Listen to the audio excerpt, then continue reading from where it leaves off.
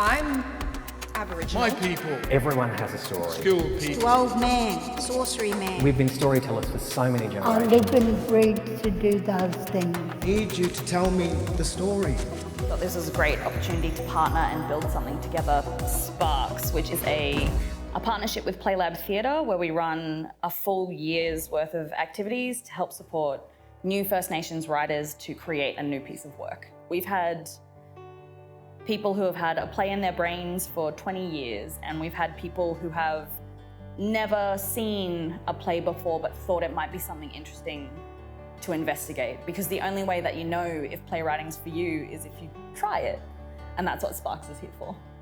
The prospect of doing a one-person show really scared me. And I thought, well, why not do the thing that scares me? I've been thinking about this play for a long time. So I thought, well, you know, keep on that track and persevere. And it took 20 years. The best way to bring forth our stories for our people onto stage is having First Nations writers, is having people who can get the story from their brain onto a page that then gives stories to actors, to directors, to companies to put a First Nations work on in their theatre. Being involved in so many black works over the years, like Black Diggers and Black Cockatoo and From Darkness, I think there's a real hunger in the artistic landscape to hear Indigenous stories. Absolutely anyone can apply to Sparks. We do not discriminate. The one prerequisite is that you're a First Nations person and you have a story that you'd like to tell or something that you'd like to investigate. We have a super diverse cohort this time around for Sparks. We have 2 elders, one from Townsville and one local. We have people who have been in the industry for years but as performers. We've had people who have come from very successful music careers and then into performing later in life. So today we're doing the last step in the process, which is the Sparks readings.